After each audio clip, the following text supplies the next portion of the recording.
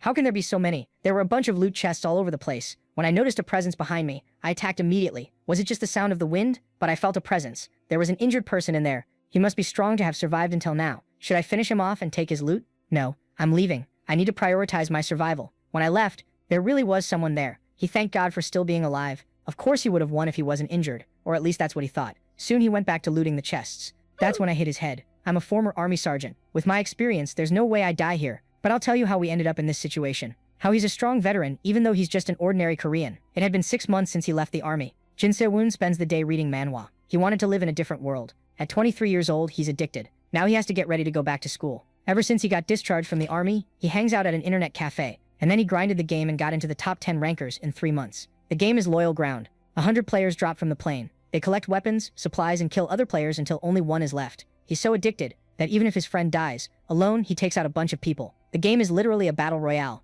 At the end of the game, there were 2 players teaming up against Jin Se-woon. They went into the house, seeing supplies on the floor. They thought nobody was there, but they were wrong. The main guy is really experienced. Only a sound was heard in the room. Realizing his teammate died, he started running. But soon he got one tapped in the head. Jin Se-woon was the winner. Noticing the time on the monitor, he has to go back because he starts studying tomorrow. Suddenly, his mom sends a message giving him money for his studies. On the way back, he feels guilty for wasting time. In bed, he thinks that starting tomorrow, he won't play anymore. He checks some news and ends up falling asleep. The next day, he was on his way to school, and his friend was texting him to play. While he thought about skipping class, a purple light appeared. When he turned around, he got swallowed by the light, leaving only his backpack there. What place is this? There's a giant statue and a bunch of people around. He blacked out for a moment and thought he was being punished for thinking about skipping class. But why is it so loud? A bunch of people were fighting, and there were even mages casting magic. While some fought, others were cleaning their swords. Why were there so many cosplayers here? Where was he? Who are all these people? The statue announced that 100 players had been detected. Then it initialized the system, starting with language synchronization. Suddenly everyone was speaking the same language. Even so, people didn't stop fighting. A mage was asking if it was his enemy who brought him to this place. Furious, he said he wouldn't be fooled anymore. But the undead didn't seem to care. Then the archmage starts his attack, and with all his strength he throws a spell at the undead. But nothing happened, and that was confusing. Maybe because he was already dead. Now he was alive? Suddenly the system announces that the game is about to start. The difficulty is on easy, and you need to be in the top 90 to pass. The map is King Kingdom's capital, and the reward will be given to the first top 10. The tutorial was skipped. In the waiting room, player attacks are neutralized, and they were given a game map. The game was Cloyd Survival, and it will last 100 days. Each day the map shrinks. This game will continue until only one is left, and if the game ends or you die, you'll return to the original world. Players who don't place in the top 90 will never be able to enter Cloyd Survival again. In there they can get items to become stronger. Jin Se-woon realized this was identical to Loyal Ground, but there was something different. The humans here seemed insanely strong. Is he the only normal person? Even if it's a dream, he doesn't want to die. Suddenly someone calls out to him. A big man asks what he's staring at over there, and where he's from, but he quickly gets furious at being ignored. At that moment, the countdown to start the game began. With 2 seconds left, the man asks if he's crazy for laughing. He's dreaming a fun dream, so why wouldn't he laugh? Pointing his finger, he says he has all the knowledge and can easily destroy people like him and survive. Then the game started. Everyone started falling from the sky like meteors. A lot of them were dropping straight down. They wanted the good loot in that area, which must be rare. But at first Jin prefers to play it safe, so he thinks about dropping somewhere more isolated. When it announced the word descend, he hits the ground like thunder. This was really similar to the game. He stood still for a while. He felt sick from the landing, so he decided to go into the house right away. All of a sudden he heard something. He forgot to check if anyone had landed near him, so he ran to the house. Everything would be over if one of those mages landed near him, and he didn't have a weapon. He quickly shut the door. He was panting like he'd been in a Mr. Beast video for money. Only now did he regret mocking the big guy, thinking maybe he had followed him. But when he looked out the window, it was just the sound of the wind. Only then did he go down to loot. He quickly started searching. That's when he bumped into something. It was a heavy crossbow, and it really was heavy, just like the description. He also found the bolts. As soon as he picked it up, how to use it popped into his head. For a Korean army sergeant, this was nothing, so he pulled the trigger, and the bolt shot out like a rocket. This definitely wasn't a normal crossbow. That thing could easily turn into a tank. If he learns to use it properly, it'll be really useful. After searching a lot and not finding anything else, he decided to go loot somewhere else. His idea was to make the most of it before running into a player. He opens the door to check if there's an enemy. He quickly looks for loot, until he finds a scroll. This was an item that could heal him if it was torn, meaning it was something unreal. Now a backpack item or something like that would be nice. When he looked back, he noticed a glow. It was a Black Star QI Palms martial arts book. He quickly taps to learn it. The book floats in the air and tears itself apart. It's like his understanding changed. When he looked at his hand,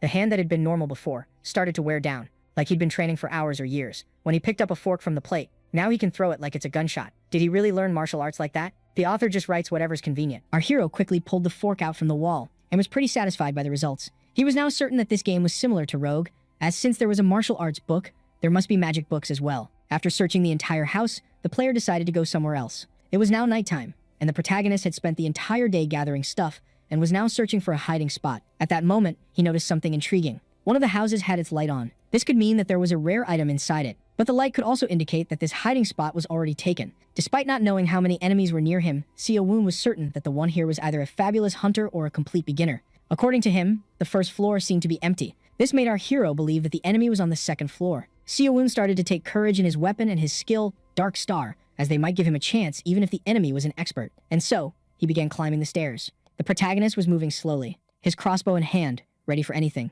Only then did he realize what was in front of him. Upon seeing the item, and realizing that it was a lamp, Seo-woon began to wonder if he was walking into a trap. Only then did he notice a door next to the lamp. At first, the protagonist wasn't sure if he should enter, but in the end, he forced his way into the room. From the looks of it, it seemed empty. After checking one last time, and making sure that no one was here, Seo-woon collapsed to the ground, as he had deluded himself into thinking that there was an enemy in this house. Yet he couldn't deny the fact that him being wrong was truly relieving. Only then did our hero find something in the drawer. The gamer had found a ring that boosted his strength by 20 points. The distributed effect seemed interesting. And so, the crossbow user quickly put it on. The power of the ring immediately manifested itself. Suddenly, the hero's body didn't feel as heavy as before, and the weight of the crossbow had almost disappeared. At that moment, he came to a realization regarding his most recent boost. And so, in order to make sure, he opened his status window. The stats of the young man weren't impressive, yet upon learning the martial arts skill, the game classified him as a martial artist. Seo-woon was pretty happy with the items that he had acquired, as he descended on this land with practically nothing. Now free,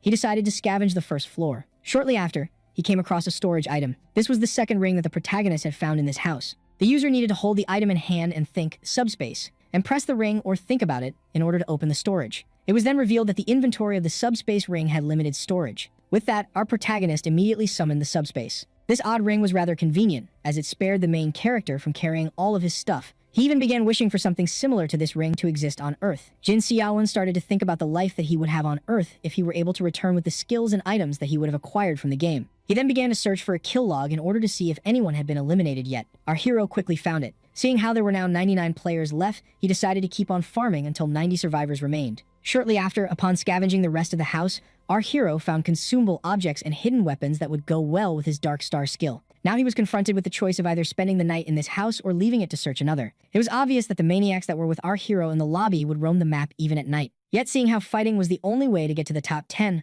our boy began to wish to stumble upon more great locations. Since fewer players would be roaming the map at night, Seo-woon decided to check one last location for the day. While walking, he realized just how amazing the strength ring was, as despite having been on the move for countless hours, he wasn't tired at all. The game seemed pretty realistic, as even with fatigue out of the way, hunger and thirst were still problems that the young man had to face. Seeing how there was no food nearby, he began wondering if he would be able to find any in a private house. But just as he began checking the map for the closest one, a beast was suddenly heard. The blood of the protagonist froze in his veins as he realized that something was behind him. He immediately started to move, and hid behind a tree out of panic as he couldn't sense the beast. Upon taking a look at the monster, he realized that the appearance of the creature was familiar. The monster that had now found our protagonist was a werewolf. Panic invaded the mind of Seo-woon as he started to run away while the beast tried to kill him. Its claws were so powerful that they easily tore through a tree. The two beasts seemed to be working together. This game that was supposedly a fight between players turned out to have monsters inside. Seo-woon would have never exited the house if he was aware that such creatures exist on the map. As he used to be in the top 10 of Rogue,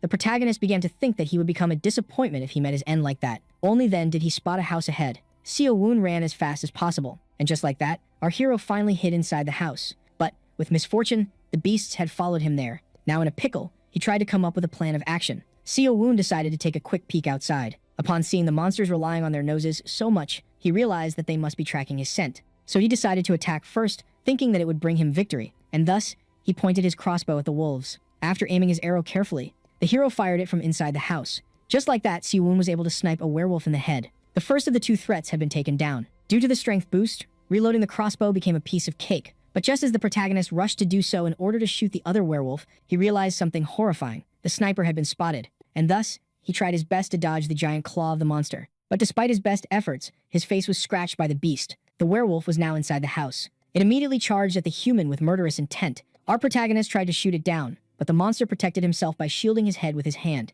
And just like that, our hero was now at the mercy of the werewolf. Yet even when all hope seemed to be lost, he summoned his subspace in order to fight back. From it, he pulled out a knife. The hero then resorted to his Dark Star ambush skill in order to put a hole through the chest of the monster. After going through the thick body of the wolf, the knife bent against the wall. Jin Seowon, who was determined to survive, didn't want to be taken out by an NPC. Just like that, our hero was able to clutch a 2v1.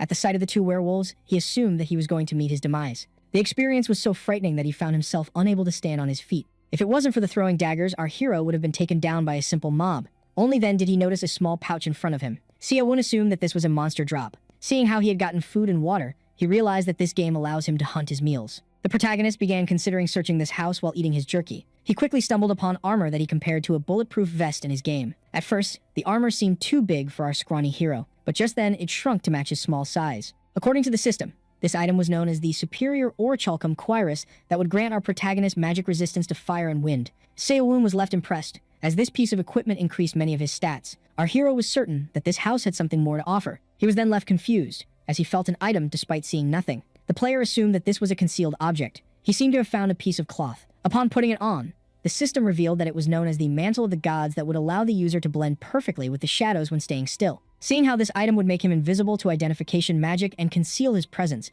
the protagonist couldn't help but be pleased. This godly item was perfect for survival, as it would allow our hero to move through the night without being noticed. And thus, the young man decided to go put the cape to the test, as he was certain that it would help him on his journey. Seowon was lucky to stumble upon this old house in the middle of the forest, as it granted him great items on his second day. Later on that night, Seowon began to assume that he hadn't met any player yet due to the fact that he had landed in the outskirts of the map. But just then, the screams of someone came to his attention. This person was running as fast as possible and was injured. The young man with the scarred face regretted not having enough time to use this one item, as it would have allowed him to beat the apprentice. Our hero, under his invisible cloak, watched him from a safe hiding spot. The young man in question was annoyed to have run into a mage. The one with the scarred face didn't seem to be an experienced survivor, and thus, our protagonist was certain that he could eliminate him. Jin Seowon then desperately tried to convince himself that this was a game and that he wouldn't be taking the life of a real person. At that moment, the magic words were chanted. A huge fireball flew by our hero. The young man with the burnt face was terrified, as he had no time to react,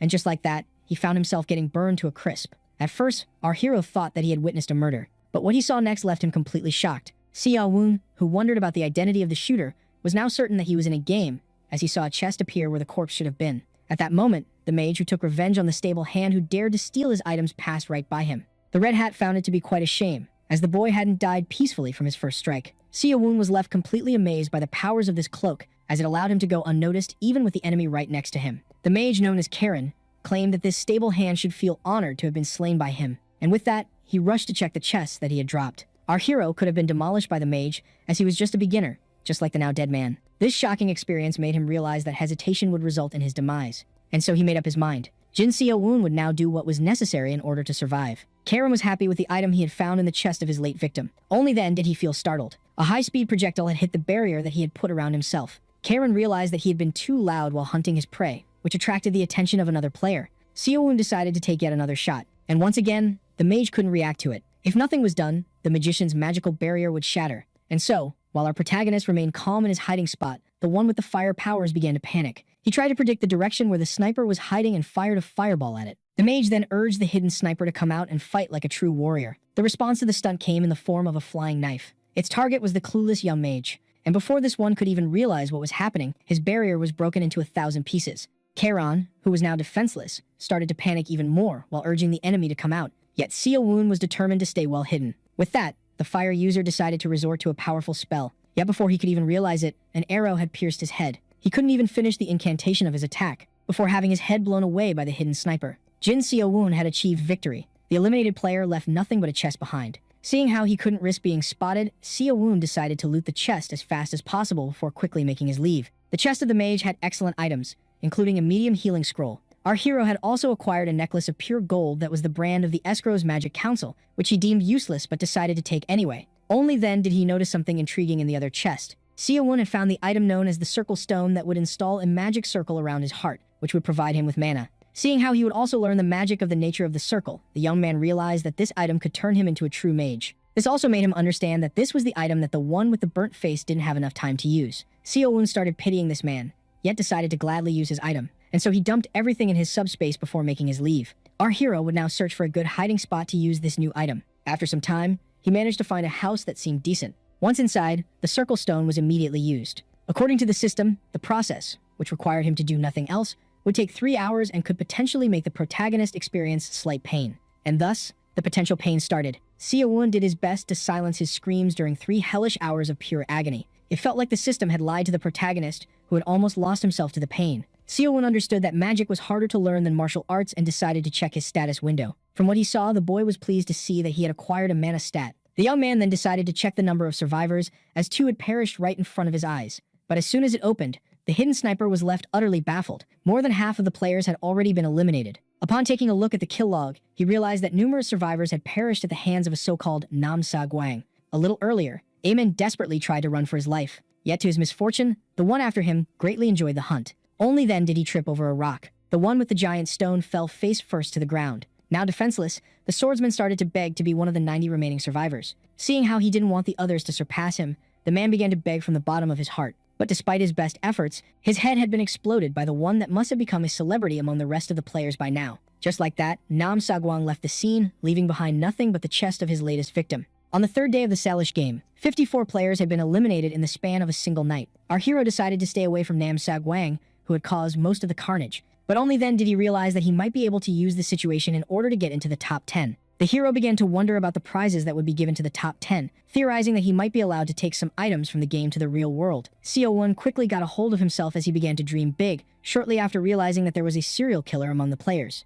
And so he decided to finish his preparations in order to change location. The young man began to wonder if the power dwelling inside his body realized that he had acquired a magic skill book yesterday. The book in question was the Magic Book of Windball that allows the user to create spheres of wind relative to his power. He didn't think twice before using it on himself. At first, our hero didn't feel any different, when suddenly spells began to appear in his head. And just like that, he chanted the magic words in order to activate the spell. With that, 4 mini wind spheres appeared. The young man was somehow disappointed by the result. For that reason, he threw the small balls away. But suddenly, they exploded in a powerful burst of wind. These puny spheres that pack quite the punch had the potential to be convenient. But since he had used all of his mana in one spell, our hero was suddenly tired. With time, the livable zone on the map began to shrink, as our protagonist kept roaming its edges in order to find more items. Seo-woon began to think that he wouldn't find many players, as their number had greatly decreased, and he wanted to farm as fast as possible before the area got smaller. But little did he know someone was watching him from above, observing every detail of the young man's journey. The old one was left quite intrigued, and so he decided to keep on moving.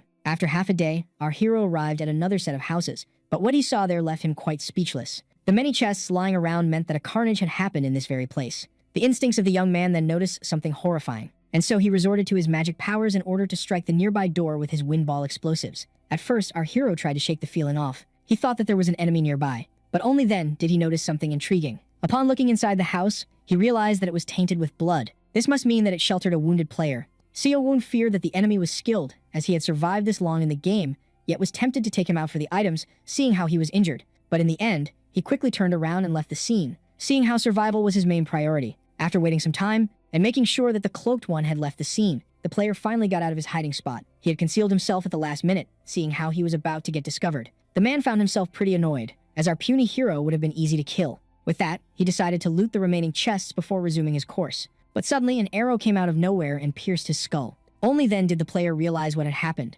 Yet, unfortunately, it was already too late. Just like that, the trap set by our hidden sniper had worked perfectly. With that, our hero decided to loot the chests before making his way to the outskirts of the map. Only then was he startled by a voice, pointing out how skilled he was in these kinds of situations. Seo-woon began to panic as he was about to be caught off guard. But the old man reassured the boy that he had only approached him to ask a few questions. When asked about his name, the old one explained that introductions would be pointless, seeing how they were from 2 different realities. This was the first time that Jin Seo-woon had met this type of person in Claude. And so, as the sun began to set, the old one asked the young man if he had played this game before. He explained that he had been watching his quick progress from afar and asked him if he was aware that none of this was real. Jin Seo-woon, who was shocked to not have noticed the old man sooner, stated that this was his first time here and that there were similar games back in his world. The one with no name was greatly amazed by this, as he recognized that the young one in front of him was truly from another world. Jin Seo-woon and the old man then noticed that the night of the 3rd day had already begun. When asked about the size of the moon back on Earth, the boy realized that he had never noticed how big the one here was.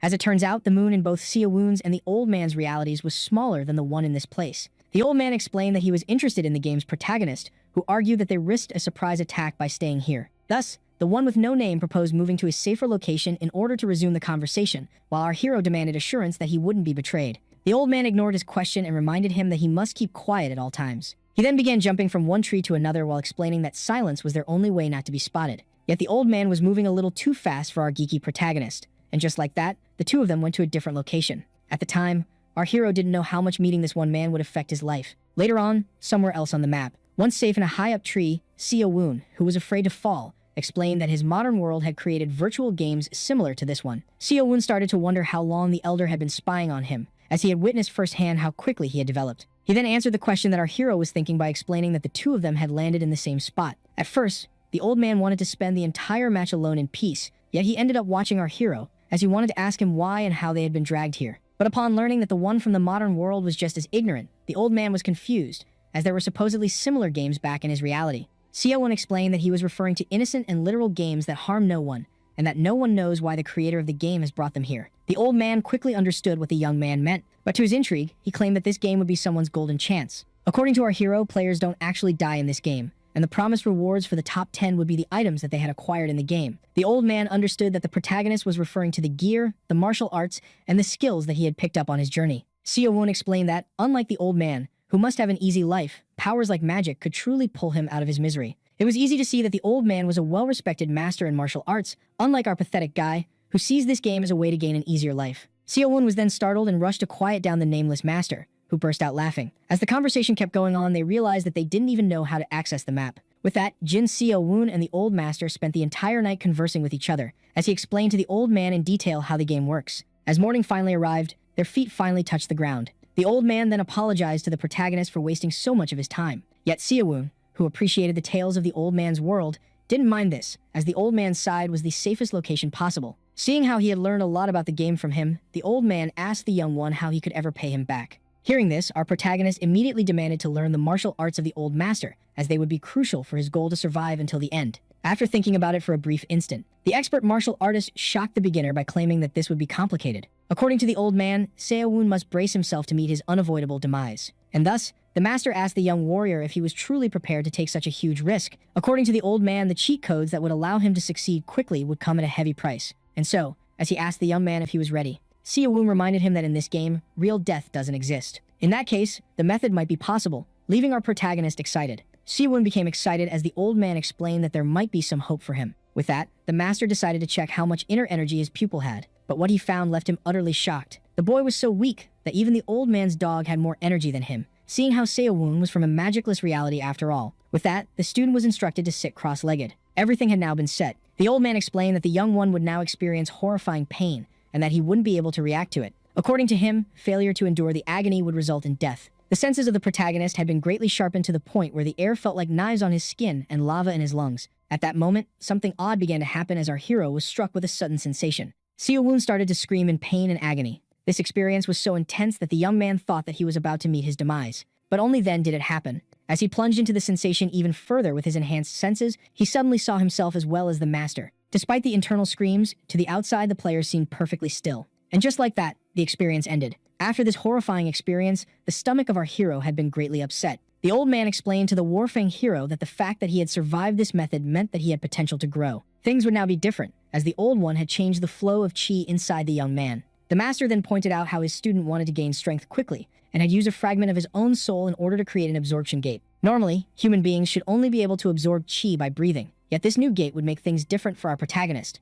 According to the old man, the flesh, the mind, and the spirit that compose a human are all connected by vital energy. He then asked Seo-woon about what happens to the energy when someone dies, so the boy theorized that it perishes with its owner. According to the old one, this wasn't the case. As the vital energy would get divided, this was similar to a drop of water exploding upon touching the ground. Upon death, the vital energy returns to nature in order to maintain this cycle of life, but according to the old one, some people found this to be a waste. These individuals started killing to steal vital energy, but since the power wasn't theirs, some lost their powers, while others lost their lives due to the inner chaos. And now the old man had given the young sniper the power to use this dark ability. Seo-woon realized that he could have truly died, while the old one explained that he was different from the others, as he would absorb using a gate made from a soul. The master had also twisted the body of the young man that was deprived of inner energy to make it a perfect vessel for the absorbed chi. Seo-woon immediately guessed that the old man had given him such a deadly technique due to the circumstances of the game. The one with no name realized the other day that even after dying, the energy of the players lingered in its place. This technique, which would be considered evil as it required killing,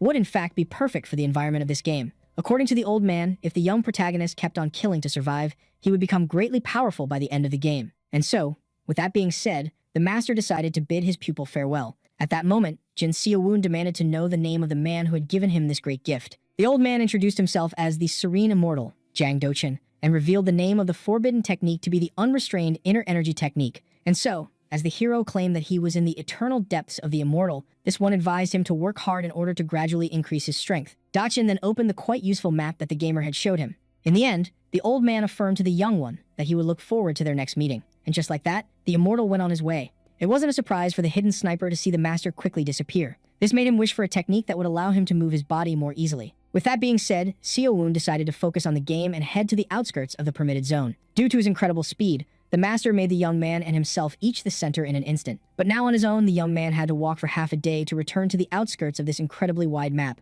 The player then spotted a house with a light in it. This could either mean that this place was completely empty or sheltering a complete noob with no experience. Even so, Seowon charged ahead as he was determined to conquer this house. Our hero quietly entered the place. He did his best to sneak around without making a sound. And just like that, the relieved protagonist extinguished the lantern's light. And yet, he couldn't help but be disappointed. Despite being safe, this house only had some food and a small healing scroll to offer. Seowon then quickly realized that he couldn't rest last night as he had spent it conversing with the master. And so, he decided to get himself some shut-eye. With that, our player enjoyed a peaceful night of sleep. The 5th day of the game quickly dawned. Our hero was enjoying the few minutes of sleep he had left. Only then was the sound of footsteps heard. The one sleeping woke up startled upon hearing a voice in the house. An enemy had now reached his hiding spot. Seowon, who was groggy because he had overslept, rushed to grab his crossbow. At that moment, the warrior opened the door, aiming to rest in the house, only to then find something alarming. Upon opening the door, the warrior saw a crossbow pointed at him. The young man quickly took the shot, but the samurai was quick and managed to cut the arrow just in time. Seeing that this house was already inhabited greatly annoyed the warrior. At that moment, our hero attacked him with his throwing knives. The samurai, who kept on charging ahead despite the damage, criticized his opponent for daring to use concealed weapons. Only then was he grabbed by the head. The man was then savagely slammed into the ground. Seowon then quickly kicked the sword out of his hand. Our hero was particularly irritated, as his beautiful dream had been interrupted by the one that was now begging for his life. The warrior relinquished all of his belongings to the protagonist and began to complain about how hard surviving was. But the young sniper couldn't care less as he mercilessly stabbed the samurai in the head. And just like that, the warrior known as Shio Long met his end at the hands of Jin Seowon, who was also struggling to survive the game. After his most recent murder, our hero noticed something intriguing, as the chest left behind by the samurai had some sort of green aura around it. The protagonist quickly recognized this as the energy that the master was referring to. Even the blood on his fingers reeked of this energy. Our hero was now in contact with the so-called chi. At that moment, the absorption process began to happen. Seowon felt immense power coursing through his veins as he got his first taste of vital energy. The energy absorbed from one person made our protagonist feel incredibly light and filled with strength. Seeing this, he rushed to check his status window. Seowon had now gotten an internal energy stat, acquired 20 points, that now moved. This made him feel even more grateful for the gift of the old man and made him determined to secure more energy, even without dirtying his hands. The survivor then decided to check how many players were left in the game. But upon opening the kill log, he was left utterly shocked. On the 5th day, a total of 76 players had already been eliminated. At that moment, something changed on the screen. The number of survivors just went from 24 to 23. Nam Sagwan, with his martial arts, was able to kill someone called Cal Verstappen. Somewhere else on the map, someone was about to meet his end. Yet before passing, the player uttered the name of his killer. And just like that, nothing was left of him behind but a chest of his items. Nam Sagwan was rather disappointed, as the player who was the one to attack first turned out to be incredibly weak. Annoyed by all of this, he decided to check the kill log. Only 22 players remained in the game. For some reason, the name of our protagonist that appeared in the kill log seemed familiar to the martial artist. Meanwhile, the same protagonist decided to avoid Nam Sagwang at all costs. He knew very well that he wouldn't stand a chance against him, seeing how much he had struggled to kill a nobody. With that, our hero decided to loot up the house before the map shrinks even further. Seeing how the samurai only left mediocre loot behind him, it was safe to think that he could have won the fight if he had better items on him. Our hero decided to disappear into the wild until the number of players decreases even more. 7 days have passed since then. Seowon realized how great his fortune was at the start of the game. During the 7 days, all the loot that he had acquired from hunting could be considered absolutely useless. And since the hidden sniper had been hiding on the outskirts of the map and moving all the time, he was spared from stumbling upon other enemies. On day 12 of the game, Seowon was getting tired of continuously eating jerky. Now, in front of a bear, he began to think about how there were only 20 players left in the game. As soon as he got his hand out of the barrier, he felt as if it was paralyzed. The hero, who would be frozen outside of the zone, started to think about how all the remaining players were being cautious and how the madman was the only one killing. At that moment, the young man noticed something intriguing. Upon seeing the huge, small cloud forming above a nearby area, Seowon deduced that there was a big fight going on. The madman was almost out of breath. A bunch of powerful players had united all together in order to find and take down Nam Sagwang. The player found it rather pathetic for all of them to gang up on a single child like him, but was happy as they spared him the effort of hunting them down. Nam Sagwang then asked the ones who were after his life if they had braced themselves for death before coming here. And just like that, the boy jumped into the air. At first, the players assumed that their target was trying to escape. But just then, the boy grabbed one of their skulls and popped it with great ease like a balloon. This left everyone else incredibly horrified. Nam Sagwang then decided to take down a second player. In the blink of an eye, the madman started to tear his way through the countless players. This battle couldn't be classified as a fight. In fact, one could even describe it as a total massacre, seeing how the players were getting butchered left and right. The kill log made it obvious that if nothing was done, Nam Sagwang would become the undisputed champion of this game.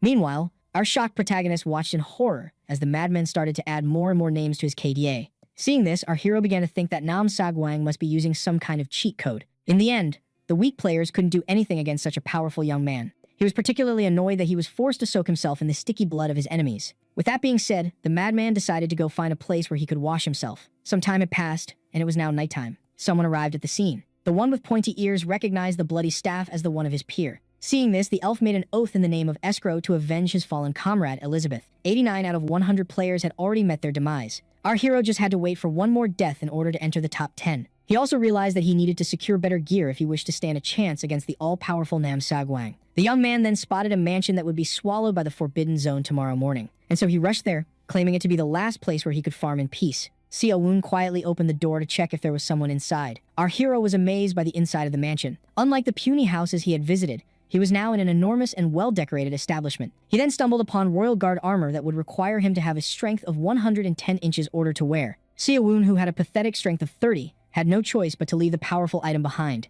As he kept on searching the mansion, he noticed another interesting item. Our hero had acquired an elixir of insight that would allow him to increase his inner energy and had a reset time of 3 hours. This item left our hero amazed and made him wonder if this mansion was only filled with incredible things to loot. He even found a martial arts book titled Secrets of the Unbreakable Fist. And just as our marksman began to think that these items would require him to hide somewhere like the Circle Stone, he suddenly stepped upon something hollow. Sia-woon was left intrigued. He had now found the entrance to the Dimensions warehouse, but just as he was about to enter, a huge explosion suddenly occurred. And before our protagonist could even realize what was happening, he instinctively threw himself out of the window. Our hero had a hard time following what was happening, yet he did manage to escape, getting blown into the bushes at the last second. And just like that, Sia-woon fell into a bush near the mansion. This was rather confusing, as Sia-woon had made sure that no one was tracking him. Only then did he see something that caught his attention. Our hero recognized the mage in front of him as the one he saw in the lobby. The mage pointed out that his target truly acquired his impressive KDA by skill alone, as he had survived the explosion. And so, as he began to levitate, the elf promised that he would never forget the name Nam Sagwang.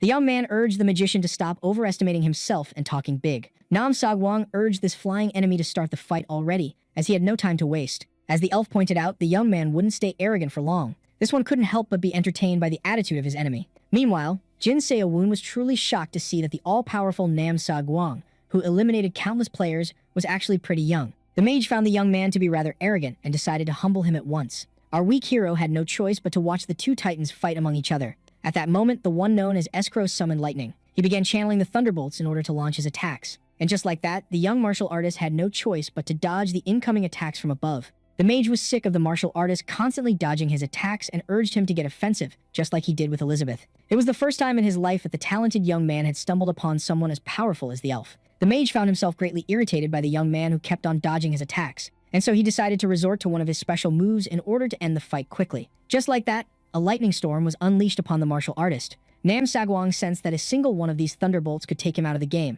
Even so, he remained calm and tried his best to dodge all incoming attacks. With that being said, the fighter jumped as high as possible. The mage was left startled, as, despite levitating high into the air, Nam Sagwang managed to close the distance between them. With that being said, the young martial artist braced himself to deliver the finishing blow. The mage affirmed that his strength alone couldn't possibly break his magic barrier, before slashing the young man in half using his staff. At first, it seemed like the infamous player had finally met his end, but only then did he vanish. The mage realized that he had just taken down an illusion. Just then, something intrigued the spectator. Sia-woon was amazed by the power of the elf that overwhelmed even the madman, and by how it was actually strong enough to stop a train. Escrow theorized that his opponent must have escaped beyond his reach, seeing how his detection item couldn't pick him up. And with that being said, the elf swore out loud that he would take the life of the young martial artist the next time they met. Meanwhile, the young man in question tried his best to run for his life. For their next encounter, Nam Sagwang was determined not to let himself get caught by surprise like today, and finally end the life of the mage. Yet the current priority of the young martial artist was to flee in order to rest. After the fight, the mage returned to the ground and began to quietly observe the area, yet he failed to spot our hero due to his magic cloak. Sidoin then theorized that neither the mage nor the powerful martial artist would return to the fight scene anytime soon. And just like that, he was able to locate what he was looking for. Now, in front of the entrance of the warehouse, Seo-woon began to fantasize that it was filled with important items and great treasures. From the looks of it, the stairs went down. Yet, seeing how no one seemed to have explored this warehouse yet, our hero decided to be the first to enter. The lamp that he had stolen from one of the houses turned out to be pretty useful, and so, upon reaching the end of the stairs, he hung it up. Seo-woon had now reached a food storage area. This left him particularly disappointed, as he had hoped to find some items, only to stumble upon food. His growing stomach, which had been filled with disgusting jerky until now, wasn't that disappointed. And so, after an hour, our hero finally finished his meal. The Korean young man would have liked to have some rice with this meal, yet he couldn't afford to be picky. With that, being satisfied, he took a look at the book of martial arts that he had acquired. Seeing how this book talked about an extinct martial art that was created by a ridiculed man who wanted to perfect the art of the fist, Seo-woon was rather disappointed. But just like the food, the survivor couldn't afford to be picky with his skills. After giving it some thought, the protagonist decided to consume the elixir before trying to test his new martial art. At first, the young man was hesitant, as his first experience with the circle stone was truly painful, but his obsession with strength made him drink the elixir at once. And just like that, the process began. Seo-woon could feel mana surging into his body, yet deemed it far too little compared to the energy that he had absorbed earlier. Due to the power of the elixir, Seo-woon lost the ability to move his body for 3 hours. And after a long wait, he finally gained control over his own flesh. The sniper, who had to wait for 3 hours, found himself exhausted. The one who hid in the forest for 7 days was grateful to have survived the fight between the mad martial artist and the great mage. And with that being said, our hero finally went to sleep. Just like that, the long day finally ended. It was now day 13. As soon as the morning dawned, our hero opened the trapdoor of the warehouse. He wasn't surprised to see himself next to the forbidden area and decided to check the kill log. Now only 10 survivors remained in the game. But at that moment, the young man noticed something intriguing. According to the system, the kind old man from before had taken his own life. Seo-woon theorized that his master, knowing that death doesn't exist in this realm, must have tried some insane training method. Our hero found this to be the only logical explanation and was disappointed by the fact that he only entered the top 10 due to the death of the immortal. His cloak was then caught in the restricted area. Seeing how the map was getting smaller, our hero decided to move at once before getting swallowed by the forbidden zone. And with that being said, the survivor resumed his course. Seo-woon was planning on evading fights as much as possible. For someone as weak as him, this would be the safest way to climb the leaderboard. When suddenly, our hero felt something incoming. Seo-woon dodged the all-powerful attack at the last second. This huge fireball had almost caught him off guard. Only one person came to his mind, seeing how he was attacked with magic. And as it turns out, what he feared was true. The human was now in front of Seo-woon, the great mage. The elf was somehow disappointed, as his item detection didn't locate the mad martial artist, but a nameless marksman. Seo-woon was at fault, as he had been so captivated by his newfound speed after absorbing energy that he forgot to be vigilant. The elf then asked the human if he knew about the whereabouts of Nam Sagwang. The mage stated that the marksman would be terminated if he failed to answer his question. But little did he know, his target was closer than anticipated. The mage explained to the young man that he would only spare his life if he told him the whereabouts of his target. But our nameless marksman affirmed that he couldn't possibly know the location of the mad martial artist. Only then did the young man see something shocking. Just as the elf was about to terminate him, something came at him from above. And just like that, the young man clashed with the magic barrier of the great mage. Escrow had been caught by surprise. Nam Sagwang, who had made a full recovery, pointed out how the mage must be running out of mana. Our protagonist was shocked to see the genius martial artist appear out of nowhere. With that being said, Nam Sagwang decided to terminate his target. And just like that, his punch shattered the magic barrier. Escrow mocked the strength of the martial artist and explained that such attacks couldn't possibly harm him. When all of a sudden, he started to bleed. Nam Sagwang asked the elf if he was familiar with Gangi. Among those arts was one named Sugeng, and one of the few people who had mastered it was shocked to see himself forced to resort to it. Nam Sagwang explained that Escrow should be honored to be the first player to suffer this technique. And just like that, the vocal cords of the one with the pointy ears were ripped off.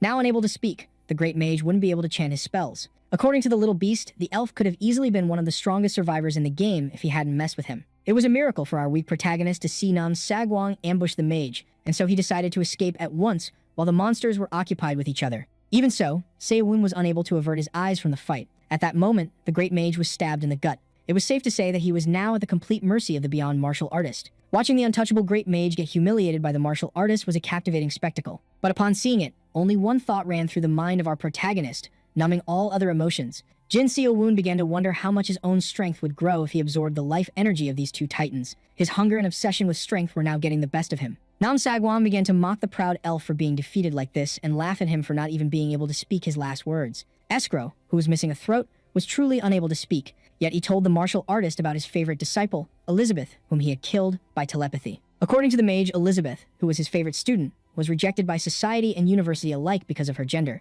But as the elf rambled on about his regrets, Nam Sagwang claimed that she must have been dressed like a man, as he didn't recall killing a girl. With that being said, everything was set in place to finally take down the martial artist. This one failed to understand what the man on the ring of death tried to say. But our protagonist immediately noticed something wrong. Seo-Woon looked up to the sky. An orange light lit up the blue above. From the heavens, a meteor descended on the map. According to the young martial artist, this should have been impossible, as he had taken the mage's ability to chant spells. So Escrow revealed how, as a great mage, he could sacrifice his mana and life force in order to cast Armageddon, the final spell. And just like that, the powerful martial artist began to run for his life, feeling that the elf would bring him along to the grave. Our puny hero did the same and regretted not fleeing the scene sooner. In the end, Escrow was happy to meet Elizabeth once again, and he wished for one more chance to see her once again. The great mage finally passed away, leaving behind a chest filled with his items. At that moment, the meteor finally hit the ground and caused great damage. An elf noticed the giant explosion from afar. According to that man, there was only one individual who had the power to use such destructive magic. After the explosion, our hero found himself in a critical state, as he didn't escape sooner due to his hunger for life force. Even so, he refused to meet his demise. Seo-Woon now used the healing scrolls that he had accumulated in order to nurse himself back to health. This time, he managed to escape the near claws of death due to an elixir he had consumed. Seeing how the wounds were gone but the pain lingered, the marksman decided to use more healing scrolls. And after using a bunch, he finally regained the ability to breathe normally. This disaster had milked the protagonist dry of his healing items. Seo-Woon then decided to take a look at the kill log. Due to the last spell of the late great mage, our hero would now be unable to absorb his life energy. Yet to his shock, Nam Sagwang seemed to have survived, as his name wasn't mentioned in the kill log. Only then did his ears pick up someone begging for help. Seo-Woon quietly went to check the source of these cries, and just like that, he stumbled upon the source. Our weak hero was shocked by what his eyes were seeing. The powerful martial artist was near death and unable to use a healing scroll on his own. Even Nam Sagwang couldn't dodge the meteor summoned by the great mage, as he had now lost both of his arms, making him unable to use healing scrolls. At that moment, the young man noticed someone nearby and begged him to use the scroll for him, only for this person to recognize him as Nam Sagwang.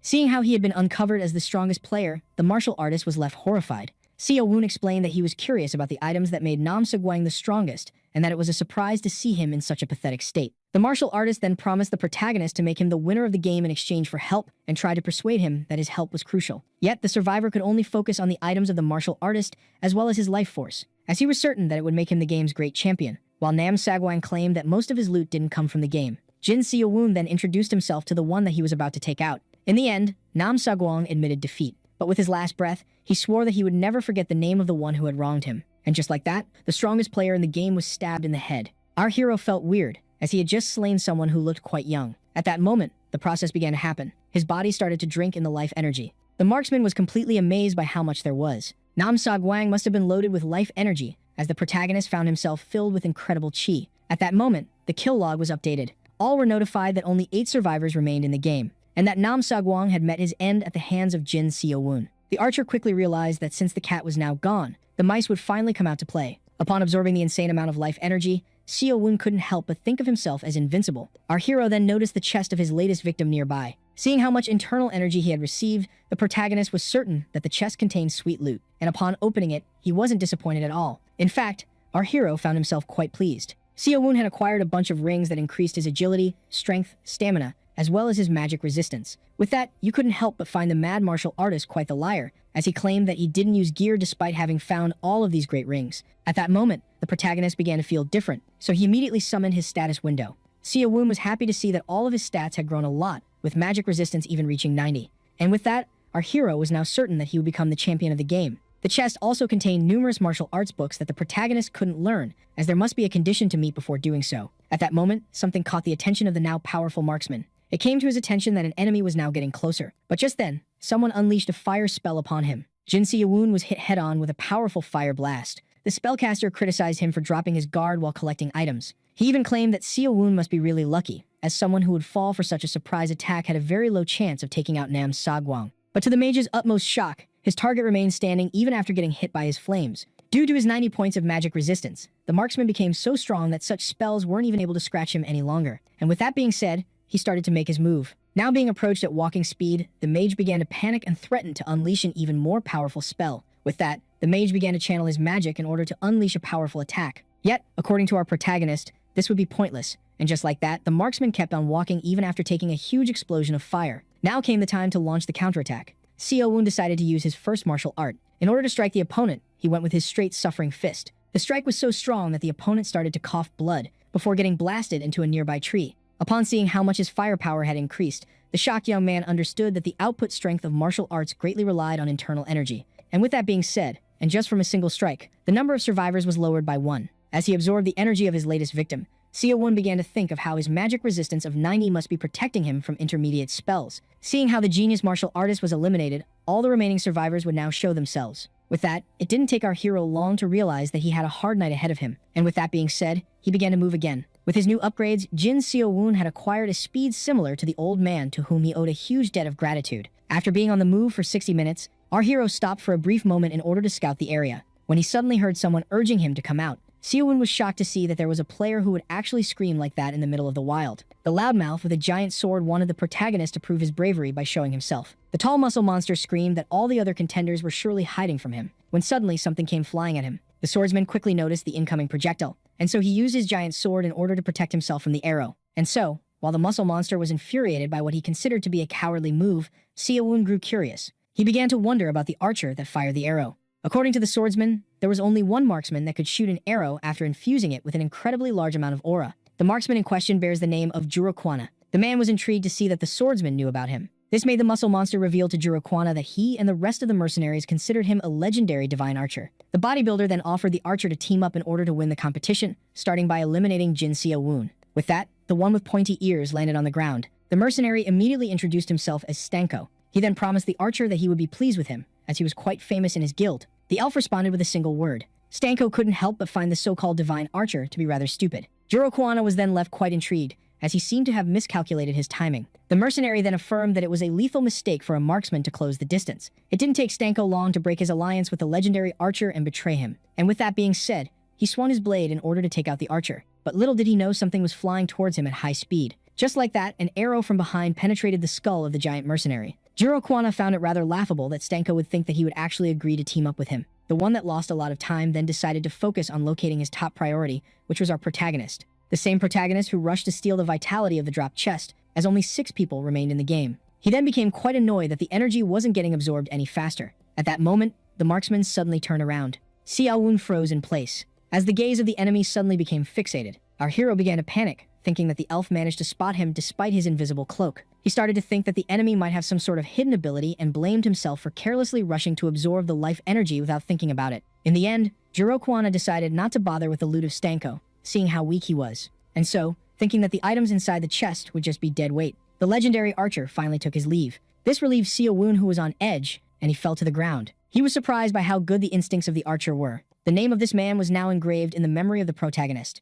Jin Seo-won had now found the next big bad that he would have to face. Shortly after, the map began to shrink even faster. The protagonist noticed this change. Despite the fact that there were 87 days left, Seo-won assumed that since most players had now been eliminated, the shrinking rate must have increased. Only then did he stumble upon something tricky. Our hero was now in front of a wide open area. All players would immediately know his location if he happened to get into a fight in this tall grass. Suddenly, someone attacked. The protagonist turned in retreat, and upon seeing the green blades rushing towards him, the invisible man was left shocked. So, as the attack descended on the ground, Seo-won managed to dodge all of the incoming strikes. It was rather shocking to see someone perfectly aiming at him, seeing how his cloak should make him undetectable. And just like that, the enemy attacked him once again. Seeing how the projectiles were now more numerous than before, Seo-won realized that his only option was to fight them head-on. And so, the invisible man took a fighting stance. Seo-won would now try to have faith in his internal energy, as it was all or nothing at this point. With that being said, he used his extreme trade punch. The attack of his fist created a powerful shockwave that shattered all attacks upon impact. Our hero just realized how much he had underestimated his strength. Just like that, he jumped high into the air. His priority was now to locate the one who had attacked him. At that moment, something caught the eyes of our invisible man. The enemy had finally been spotted. The same man that was shocked to see that the attack that he had invested all of his might into was countered by a single punch. At that moment, something unexpected happened. Someone was stabbed, and blood splattered everywhere. The mage was shocked to see that someone had penetrated him from behind. His killer blamed him for not saving some mana in order to cast a shield or even a detection spell. This discreet figure affirmed that stealth was his specialty, seeing as he was an assassin. And just like that, another player went down, decreasing the number of survivors to 5. At that moment, our hero landed on the ground. The assassin immediately recognized him. Jin Seo-won had now become a celebrity, seeing as he was the one who had slain Nam Sagwang. It was then explained to him that, for this reason, all other players must be after him. The assassin then explained that he had never failed to take down a target before. With that being said, each of the survivors made his move. The marksman and the assassin were now charging at each other. Who's this? But the one with the blades claimed his opponent to be lacking speed. And just like that, the assassin was the first one to draw first blood. The arm of our protagonist was now covered in injuries. Woon, who realized that his opponent was tough, was able to survive the slashes as he had covered himself in a layer of inner energy. The assassin then explained that his victory was certain, as he was always successful when taking down targets in the dark. Our hero was quite annoyed, as it was his first time going up against an assassin. But upon realizing that the powers of the opponent were related to darkness, he suddenly had an idea. With that being said, the assassin decided to put an end to the fight. He started to use one of his skills. The assassin had suddenly disappeared. He then quickly closed the distance between him and his target, before landing a double slash that should have cut our hero into 2 pieces. At that moment, Woon, who made the enemy attack his afterimage, commanded his stealth technique. Yet the skill of the assassin couldn't possibly match the cloak of stealth of our protagonist. After grabbing the opponent by the arms, Woon, who was now behind his target, explained that he had located him by sensing his inner energy. He then urged the enemy to keep on talking high and mighty. Before breaking both of his arms, the assassin began to beg for his life and promised, in exchange, to help our hero fight the other contestants. But before the man could even have a chance to finish his sentence, Woon broke his skeleton, dealing the finishing blow. Now only 4 survivors were left in the game, as the one named Tamarin had met his end at the hands of the protagonist. The martial artist then successfully absorbed the energies of the assassin, as well as the mage, and rushed to loot their chests. Yet while searching through the chest of Tamarin, Woon found a rather unexpected book. This skill book would allow him to summon a number of clones of himself proportional to his inner energy. If the assassin knew how to wield inner energy, he would have been quite the problem with this book in his hands. As for the other chest, it contained Carmen's Eye, which can locate even the stealthiest of targets, but the hero couldn't learn it as his circle was too low. And so, as the protagonist began to realize that his cloak of invisibility wasn't invincible after all, something came flying at him from above. Woon instinctively tilted his head in order to avoid the incoming projectile that would have pierced his skull. He was intrigued to see an arrow in front of him. It didn't take our hero long to realize the identity of the one who had fired it. Suddenly, a giant object came flying at the protagonist. This was the first time that Woon had seen such a spell, and he was certain that the archer wasn't its caster. Seeing how he couldn't evade the incoming spell, our hero had no choice but to face it head-on, and thus, the heavy rock was hit with an extremely straight punch. After much effort, and after powering a lot of mana into his fist, the young man was finally able to shatter the giant rock. It didn't take him long to understand that he was currently being jumped by 2 players. At that moment, someone praised the protagonist for his strength. Woon then escaped the flash-like frost by a hair. He then proceeded to distance himself from the enemy. As it turns out, our hero now had to fight 3 enemies at once. The 3 of them had gathered to take him out. Now in front of Senturk, King of Kursan, Carrion, the right hand of the Demon King, as well as Urokwana, the Divine Archer, our poor protagonist, who doesn't even have a cool title, found himself in quite the pickle. The 3 men affirmed to the young one that they shall end his run. Now in front of a team united against him, the best choice would have been to create a conflict between them, which was impossible as they were strangers to him. At that moment, the Dark Mage went to greet the King of Kursan. Senturk was disgusted that a black magician would address him, so the mage apologized and reminded him that rank doesn't exist in this place. Seeing how the magician was now proposing to the king to team up, he realized that the 3 opponents just happened to arrive at the same time. With that being said, they decided to free our hero from his invisibility power. At that moment, a dark mage launched his spell. A powerful light suddenly appeared. It was so strong that it had almost bound the protagonist. The right hand of the Demon King had made it so there was no darkness for the young man to use as a hiding spot. This was rather alarming, as the cloak of invisibility could only make its wearer disappear by blending him with the nearby darkness. The mage explained that he wanted to express his gratitude to Nam Sagwang, who had taken out his enemy, the Great Mage. And despite being disappointed that he couldn't thank him in person, the Dark Mage was determined to slaughter the boy in the name of his lord. With that being said, he activated his Chaos Blade, Dark Blade Storm. Mages were usually weak when it comes to close combat, but approaching this one would be rather difficult, as his huge side was in the way. So our hero decided to charge at him regardless. Carrion claimed the young martial artist to be foolish, as he then proceeded to attack him with his spell. Wu needed to use his inner energy in order to shield himself from the damage as much as possible in order to get close and take down the mage. Our hero kept on suffering cut after cut. His cloak was now damaged and would only regain its power upon being repaired. This spell had placed him in a tough situation, as both his cloak and his energy shield were now getting destroyed. The Dark Mage was shocked to see that the young man, now suffering his spell, hadn't been turned to meat cubes by now. But from behind the countless slashes, the Severing Fist was suddenly activated. Only then did he step forward. Jin Sewon, who was covered in his own blood, charged at his opponent with a straight-cut fist. But the mage affirmed that the efforts of the young one were pointless as he used Chaos, Dead Man Hands, Touch of the Dead. Suddenly, the hands of corpses began to rise from the ground. The hands were many and extended high. This was the first time that our hero had found himself against an enemy so skilled. At that moment, he used his spirit illusion steps, and just like that, our hero managed to escape. The right hand of the Demon King was shocked to see that the martial artist he was against had the power to create illusions. At that moment, Woon closed the distance and braced himself to deal the finishing blow. Only then did the third party decide to intervene. The thrust of the rapier went through the dark mage and pierced the young man. The betrayed one criticized the king for being vulgar enough to stab someone in the back. Centric revealed that the end justified the means and that he never considered the dark mage an ally in the first place. Even so, he thanked him for using his last breath in order to eliminate the annoying protagonist. With that being said, the king and the divine archer were now face to face. Centric explained that it was rather weird to see himself taking Jirokwana, who was an annoyance to his army, in a one-on-one fight. So the archer revealed to the royal that they weren't alone just yet. And before the one with the mustache could even realize what was happening, our protagonist punched him with extreme force in the skull. The blow was so powerful that it even blew a piece of the man's armor as it twisted his body. Just like that, the swordsman was blasted into a nearby mountain. Seo-won then tried to catch his breath. Now face to face with our hero, Jirokwana explained that he must have dodged the king's attack by using an illusion. With that being said, Seo-won urged him to stop talking and just get it on with the final fight. Jirokwana found it funny that everyone was in a rush and clarified to the young man that he still had a battle to finish. The king, who was still alive, found it rather annoying to be hit with a surprise attack. The monarch then praised the young man for escaping his blade and packing enough strength to shatter his fine armor. For some reason, our guy ripped off his shirt before asking his opponents if they would like to jump him or fight individually. Centric decided to stop holding back, and just like that, the giant man began to make his move. The earthling was shocked by the speed this one was demonstrating. In the blink of an eye, the rapier pierced the arm of our protagonist. Centric was confident that he was the fastest man in the game and explained that he had paralyzed the left hand of our hero, making him unable to use his technique. Seo-won began to panic as his opponent, who seemed like a muscle beast, turned out to be a cardio monster that he couldn't even track using his inner energy. Even so, the young man refused to lose while so close to the top, and thus, he broke the enemy's rapier by using the internal energy that he had accumulated. The king was shocked to see that his weapon had been broken. The protagonist then quickly grabbed the shard of the sword that was left in his arm. He then used his throwing skill to launch it at high speed, but the king managed to evade death at the last second. Even so, the one with the mustache was particularly annoyed, seeing how his face had been wounded. Seo-won then resorted to a healing scroll. The king found himself unable to overlook the determination of his opponent. For that reason, he used his aura blade from the sword in order to create a new weapon. Centric began to upload the skills of his young opponent, seeing how he had pushed him to use his aura blade. The arm of Jin Seo-won had been fully healed. With that being said, our hero resorted to his spirit illusion steps. He used all of his power in order to create clones of himself.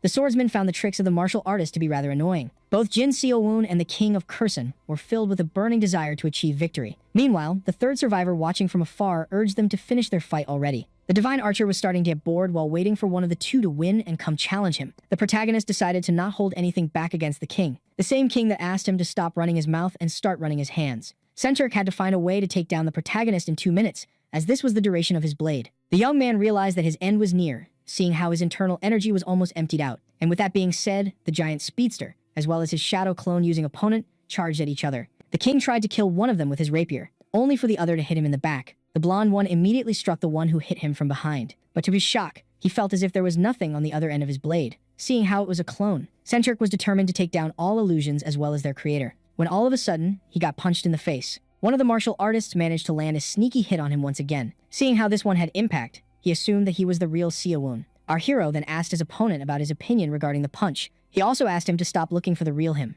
According to the martial artist, his clones possessed the same firepower as him, making them almost identical to the real deal. At that moment, 2 of them descended upon the swordsman with a flying kick that he dodged at the last instant. The one with the mustache resorted to his piercing aura. This allowed him to slash the 2 clones with a single attack. Just like that, the copies were easily defeated. According to Centric, the copies were all one tap. Only 5 Seo-wons remained. The king was now in a tough spot, as his aura blade would dissolve after 60 seconds. Meanwhile, the archer watched the fight with great interest. It was a surprise for him to see the king having such a hard time. At that moment, the king asked him for help and promised a huge reward in return once they returned to the realm. But the archer didn't even have enough time to warn the king, as our hero suddenly appeared right in front of him. He tried to take him out with a thrust, only for the martial artist to dodge. Seo-won then attacked with his severing fist. The attack was quite powerful, and yet, the swordsman used the guard of his rapier in order to shield himself at the last minute. This was rather annoying for our hero. Centric then rushed to stab the one in front of him, thinking that it was the main body. And just like that, the blood of the penetrated clone splattered everywhere. And so, now with a hole in his chest,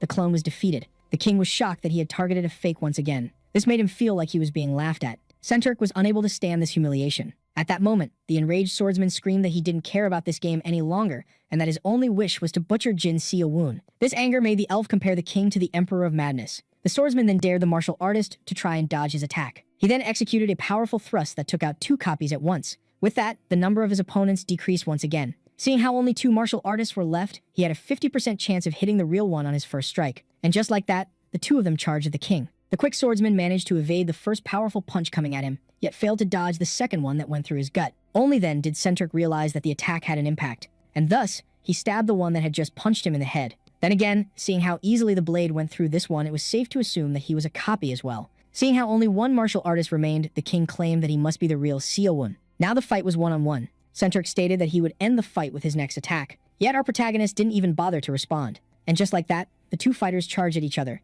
Seo-won quickly blocked the arm of the enemy with his kick. Centric commended his young opponent, as he was pretty skilled in hand-to-hand combat. At that moment, he decided to deal the finishing blow by resorting to Aura Blade Lightning Storm. With that, a powerful burst of light emerged from the broken rapier. The energy was so strong and powerful that it immediately blew away the leg of our hero. Seo-won screamed in pain, as his opponent smiled in satisfaction. And just like that, our hero fell to the ground while screaming in agony. Seo-won tried to bargain for his life, claiming that he would help the king deal with the archer, only to be then stabbed in the gut. The fight was finally over, and the power of Aura Blade had finally dissipated. The king managed to end the fight within the 2-minute duration of his skill. Centric admitted that he would have been utterly defeated if the fight had been dragged out any longer. Only then did he realize that something was wrong. The king couldn't believe it. He was left horrified that upon stabbing, he felt no impact upon hitting his opponent. Suddenly, the one with the mustache was grabbed by the head. At that very instant, Seo-won crushed the skull of the king without a speck of hesitation. He admitted that he would have lost if it wasn't for his clones that had tired his opponent. The divine archer admitted being surprised by the victory of the earthling.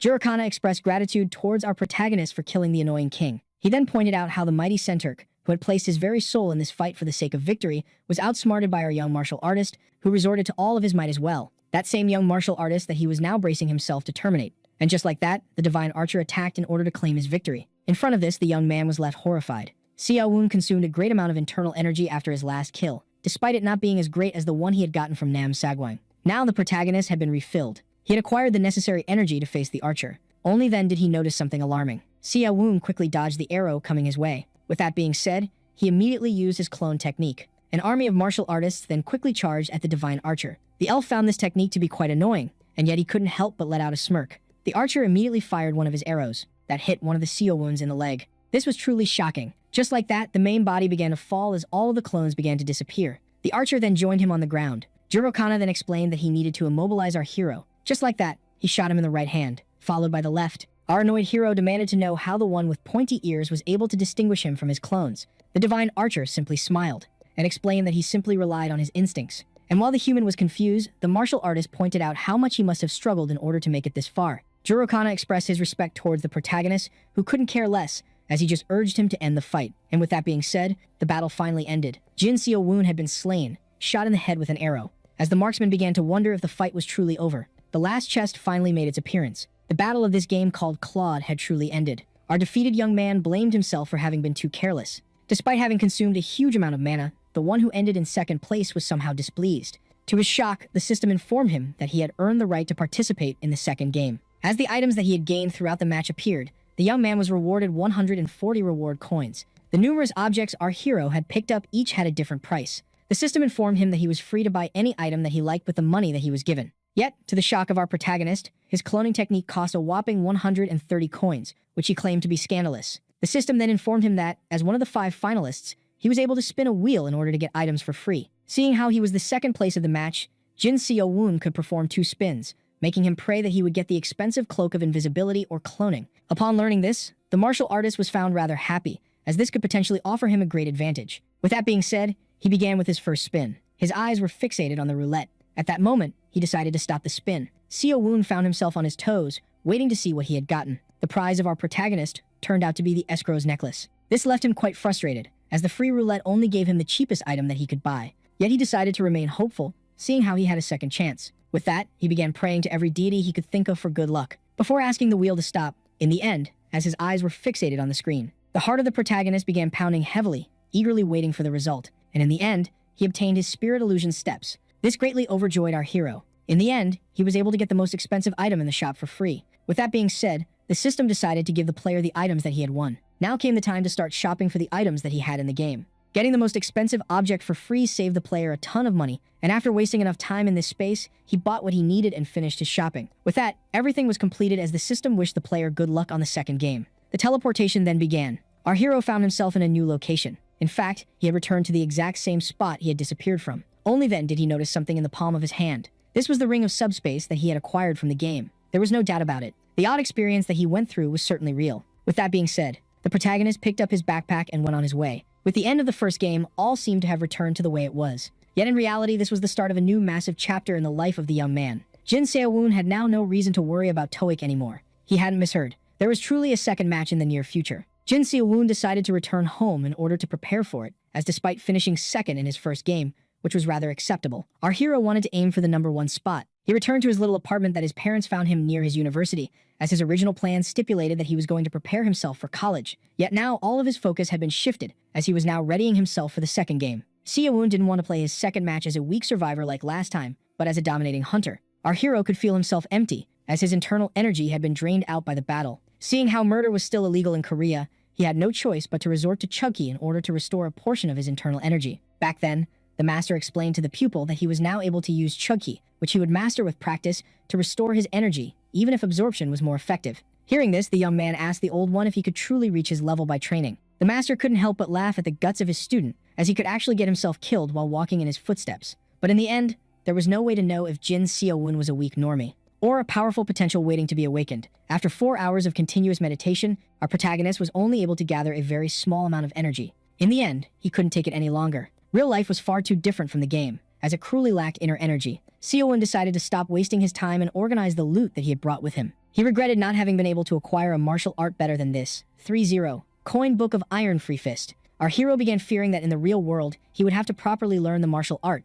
making his road to power cruelly longer. Only then was he met with a pleasant surprise. As it turns out, the system of the game was operational on Earth, and thus, he quickly used it in order to absorb the martial art. Seo-woon put it to the test with a punch, followed by a quick kick. His hits weren't as strong as back in the game, seeing how his inner energy reserves were practically empty. The protagonist then decided to check the rest of the items. One of them was the necklace that he had won by spinning the wheel. After a small test, he realized that its description wasn't lying and that the necklace was pure gold. Seo-woon was then left quite shocked as he realized that this one-coin item could amount to 10 million won, as, in fact, getting his hands on 10 of these necklaces could secure him an entire fortune. All items in the game, even the cheapest ones, could be sold at a heavy price on Earth. One of them was this elixir that ensures its user 1 year of life without any disease. Seo-woon began to speculate that this item could be sold at a larger price to sick millionaires who had lost all hope. He was now certain that this game was his chance to turn his life around. Only then did the hungry protagonist realize that he had spent the entire game eating jerkies, with his hunger being suppressed while consuming inner energy,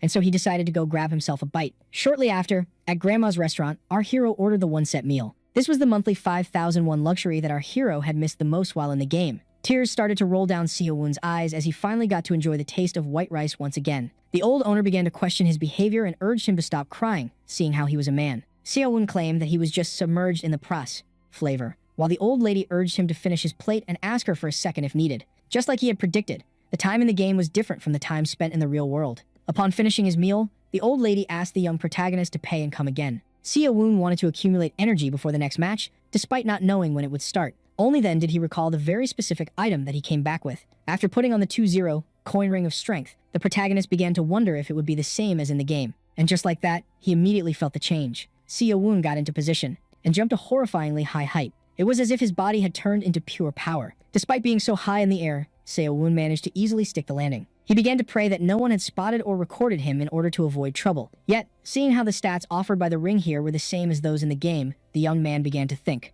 Once home, he began to think of the item that he wanted to save for after he had acquired inner energy. But after careful consideration, he decided to use it at once. This was the most expensive item that he had gotten, the 5-0 coin elixir of inner sight. Back in the game, this elixir immobilized the body of the boy for 3 hours and made every cell in it boil. Even then, he drank it without hesitation. The effects immediately kicked in. Power quickly began to overwhelm the body of the protagonist. And just like that, the empty bottle fell to the ground. After 3 hours, someone reported the wall to be hot. Seeing how the complainant claimed that even the doorknob was boiling hot, he was advised to call 911 instead of the police. As the old lady explained to the officers that this didn't feel like a fire, they claimed that this must be a boiler issue. The neighbor didn't buy it and was certain that there was something sketchy behind this heat. The officer went to grab the doorknob in order to enter, but to his shock, his hand was suddenly burned. With that, the police asked the civilians they had received a complaint about to open the door. The officers stated that they were here to provide assistance. Only then was the door opened. After the shocking sight, the officer revealed to the young man that they were here for a complaint regarding a fire. Seo-woon claimed that he had a fever.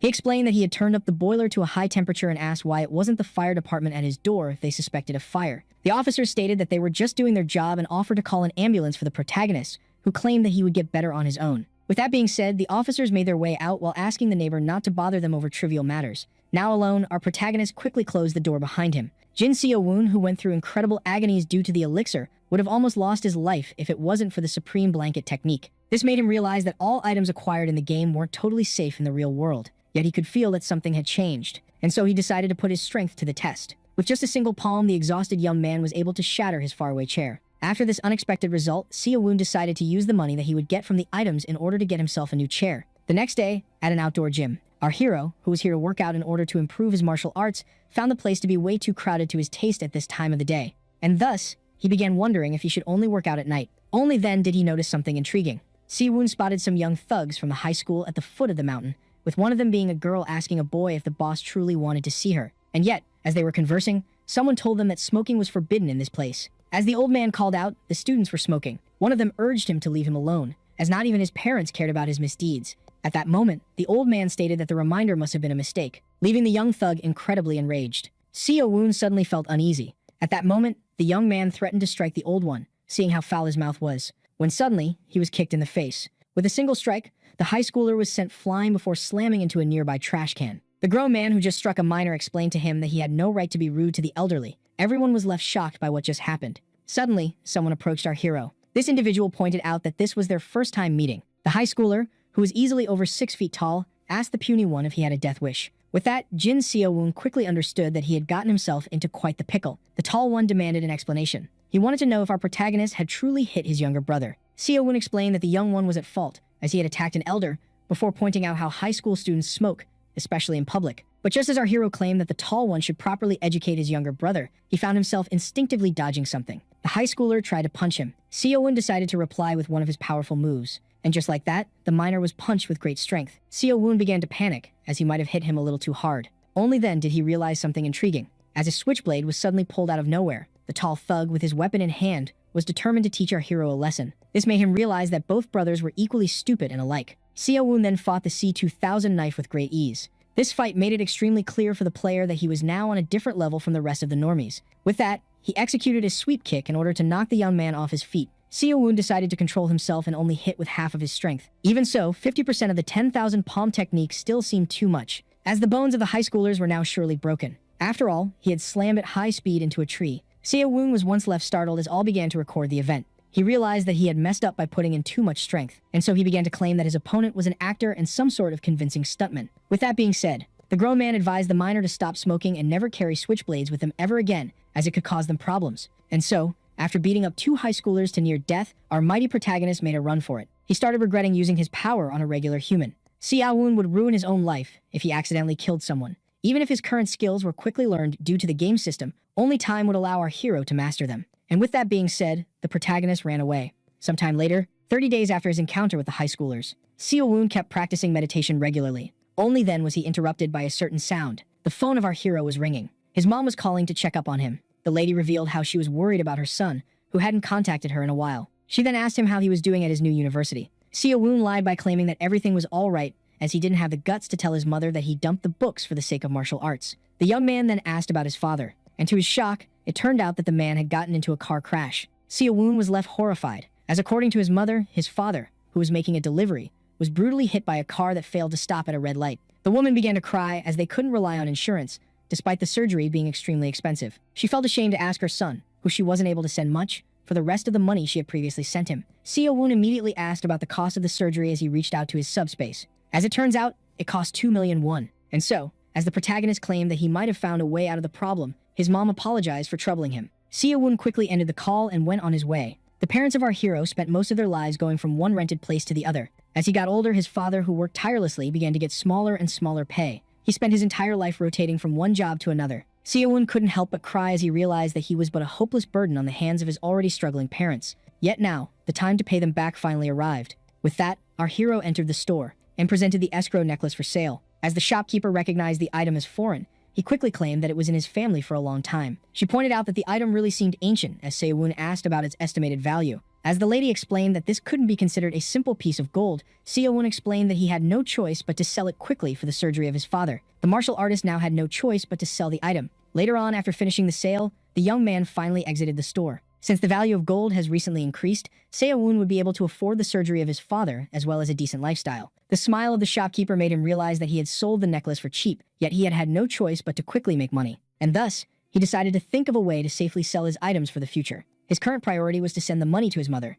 Upon receiving it, the mother, who was called by her son, was baffled by the huge amount that he had sent. She feared that the protagonist had taken out a loan. The hero explained that this would have been impossible, as he was jobless, and claimed that the money was something that he had saved from his part-time jobs. With that, he ended the call by stating to his mother that he couldn't pay them a visit at the hospital. Later on, while in the bedroom, Si-woon was left alone to think. Only then was he inspired by a conversation that he overheard. Two high schoolers criticized a video and claimed it to be full of CGI and special effects, despite looking like it had been taken in secret. In it, an individual chanted magic words. Upon hearing them, our hero was left quite shocked. The normal person wouldn't think much of this, but as a player, he knew very well that those were the spells from the game. This was a real shock for him, as it turns out that he wasn't the only Korean to have entered a match. According to the high schoolers, this video was on an endless loop of deletes and uploads, which was rather odd. Jin Seo-woon had never thought of how the appearance of other players on Earth would impact his life. Meanwhile, someone was taking an important phone call, and the man promised to correct his mistake on the internet at all costs. The boss apologized and promised to solve the problem. With that being said, the call was finally ended.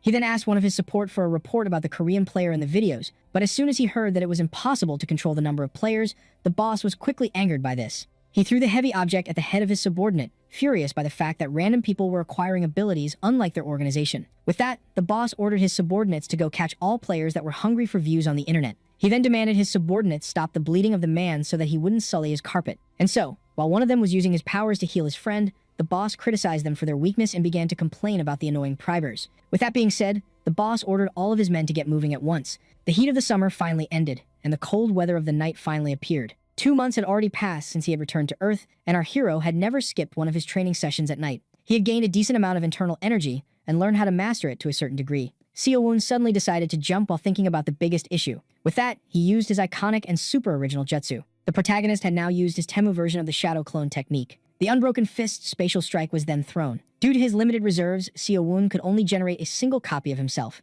To make things worse, the clone would disappear after a short duration. With that, the two martial artists began to move together through the forest. And so, as each of them got into position, their fists ultimately clashed. With that being said, the clone immediately disappeared. The protagonist began to think that he had reached his limit, as back in the fight with the giant swordsman, he had managed to summon 8 clones with great ease. This made him think that a problem must have occurred within him, seeing how much internal energy he had used back then. Seo-woon was now hungry and decided to go grab the meal that he had placed in his subspace, when suddenly, a bright light appeared. Just like that, the player was now once again in a different location. Just like last time, he was surrounded by many foreign languages that all expressed panic. Seo-woon called his first match upon seeing how terrified all those in the lobby were. He then theorized that games must be scheduled 2 months apart from each other. At that moment, the system started to speak. But to the protagonist's shock, it would now introduce the tutorial. This one's rather intriguing, as it didn't appear in his previous match. Seo-woon couldn't help but smile as he realized that this lobby had more beginners than the previous one. Only then did he notice someone standing on the statue. Judging from his attire, he must be a high school student.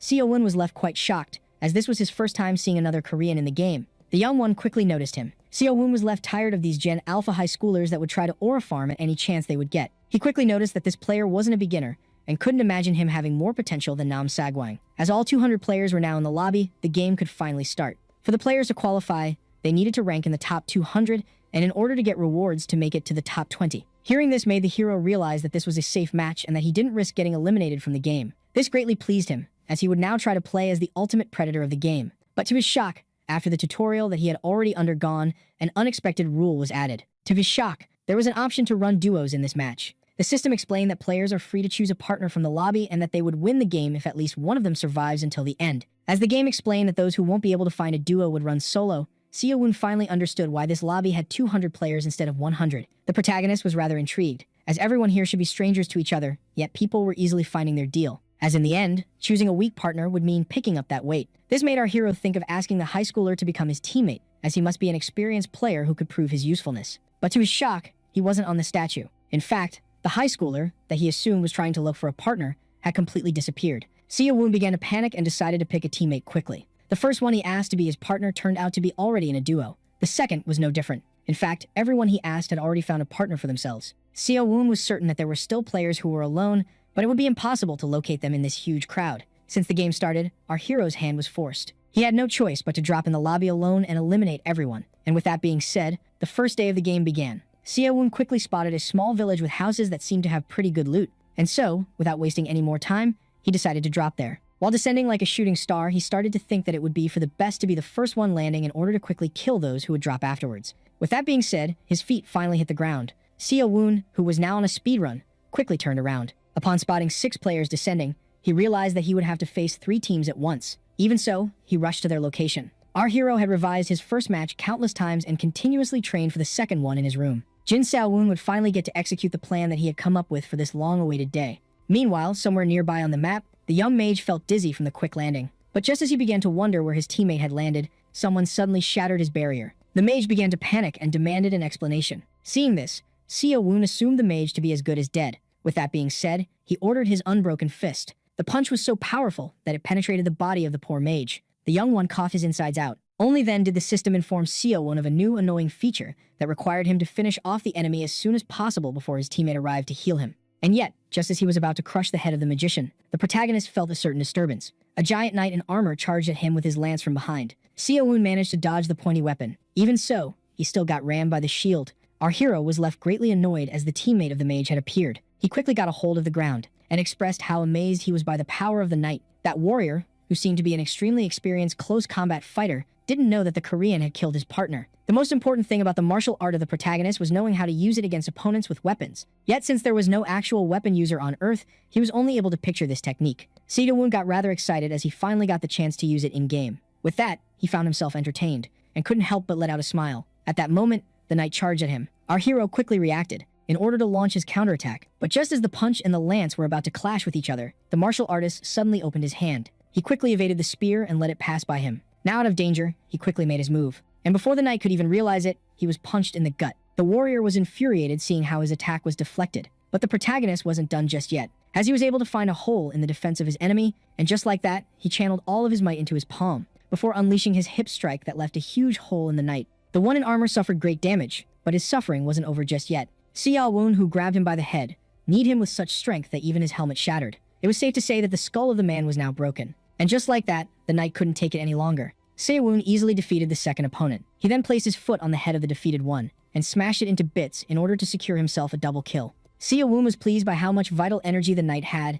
as absorbing energy was far more efficient than collecting it. Now only 2 enemy teams remained in the area. But just as the protagonist finished collecting the energy, something came flying at him. The alerted martial artist found himself dodging an arrow at the last moment. Our hero, shocked by the presence of a marksman, decided to try to locate his position. But as he started the search, another arrow was fired his way. The young man was left startled. He dodged the worst, but wasn't left unharmed. In fact, the projectile had grazed his face. Seo-woon then began to wonder if the marksman was done yet, only to then find himself dodging a tempest of arrows. Seeing this, he quickly rushed to the forest. Now, while running between the trees, Seo-woon began to wonder how the marksman was so accurate, yet was certain that he didn't have internal energy due to his weak shots. Seo-woon then began to wonder if the enemy was alone or with a teammate. With that being said, he returned to the village. Our hero theorized that locating the archer and taking him out would ultimately make his partner appear. Last game, such a situation would have left the martial artist hiding and trembling in fear, yet now he only saw enemies as life energy meals. Only then did he notice something horrifying. As a bunch of arrows were fired from a nearby house, one of them penetrated his head.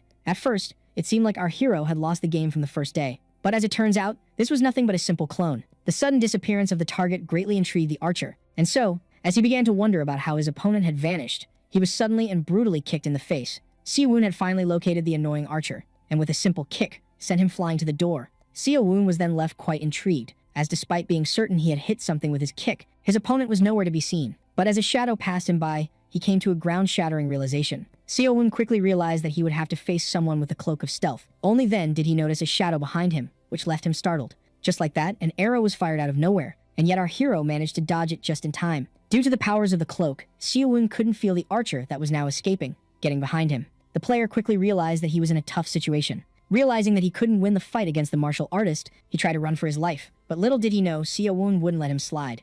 And just like that, the protagonist made his move. He started to follow his target through the village. The poor archer found himself running away in panic. Then suddenly, the one he tried to escape from appeared right in front of him. Seo-woon explained to the marksman that it was a mistake to fight him in broad daylight while wearing this cloak. Seeing how this item was perfect for quietly climbing the ranks, Seo-woon would now kill its owner in order to acquire it. Only then did a third presence arrive at the scene. The partner of the archer apologized, as he was unable to catch up with the fast martial artist, but the marksman who was about to die couldn't care less. The dual-wielding elf pointed out how the view of the protagonist was nowhere to be seen. Seeing this, the marksman urged him to secure the kill at once. Seo-woon had now found himself in a 2v1, as he had failed to terminate the archer on the spot, and yet he couldn't help but smile as he realized that he wasn't outnumbered at all. With that being said, the swordsman charged at the martial artist. Seo-woon tilted his head towards the other guy. He quickly found himself getting shot at with a bow. The martial artist quickly evaded, making the elf the new target of the arrow, but the quick swordsman quickly deflected the projectile. With that being said, Seo-woon started to run away. He wanted to escape through the small alley between the houses.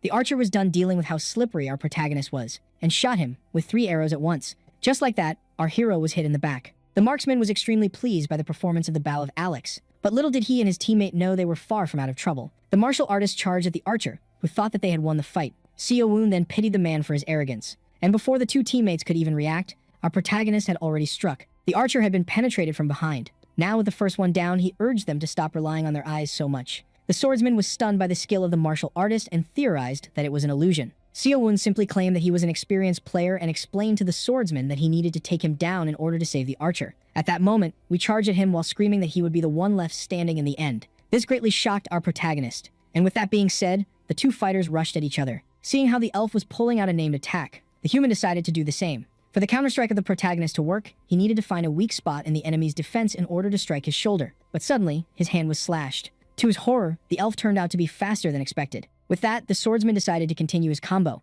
He was able to deal great damage to our martial artist by using his bloody rush. Seo-woon began to think of how this attack was different from anything he had experienced, and how he would have died if it wasn't for his internal energy shield. The swordsman then pointed out how intriguing it was to see that his core wasn't as deep as expected. He then explained that he couldn't care less about how the martial artist survived or even copied him, as the next thing that he would be slicing would be his neck. Seo-woon knew very well that his only hope to win was a counterstrike, and yet he struggled to find a way to counter the quick movements of his opponent. Only then did he remember that he was safe from elimination in this match. Seeing this, he decided to execute a daring move. Seo-woon had the crazy idea of trying to see if he could locate the presence of his opponent without relying on his eyes. He was certain that if he succeeded here, he would be able to reach the #1 spot with ease. The martial artist had spent the last 2 months training his internal energy. He was no longer the weak beginner from the first game, but one of the internal energy masters with the most potential. In the end, the thought finally opened his eyes. The blades were dropped to the ground. The elf, who was now immobilized, was baffled to see that he had actually blocked his ultimate strike with great ease. At that very instant, Jin Seo-woon unlocked something hidden in himself. Before the swordsman could even start begging for his life, our protagonist crushed his collar with his bare hands, securing his 4th kill. Naturally, the powerful swordsman possessed great life energy and even dropped some sweet items like a healing scroll. After using the healing item, our hero decided to start scavenging the map for items. His only regret was the fact that he had damaged the cloak of invisibility. The cloak wouldn't function if damaged and would require either a special scroll or a craftsman in order to restore it. Seo-woon decided to keep it anyway and look through the rest of the items. One of them was the bow of Alex, the archer, that imbued arrows with a little bit of lightning magic, which was odd, as no lightning was felt back in the fight. Seeing how there was also a skill book that gave the user the ability to multi-shoot arrows, he understood that the opponent only picked up archery in the game. With that, he quickly used the skill book on himself. Seo-woon decided to put his new abilities to the test. He then proceeded to fire an arrow at a nearby wall. The bow of Alex was a certain upgrade from the crossbow that he had used back in the first game. With that, Seo-woon decided to ignore the last remaining team for now and make some time in order to rest and collect items. While hunting for weapons, he theorized that he could only get his hands on low-tier items as there were so many houses, and started to pray for something good. Only then did the martial artist notice something outside. There was an unusually tall structure in the middle of the village. This type of building usually contains a decent quality of loot, and thus, he rushed there immediately. From the looks of it, he was the first one here, which is why he decided to scavenge the entire place. Seo-woon decided to close the door behind him in order to stay wary. Shortly after, upon exploring almost the entire tower, the protagonist began to pray for one decent item.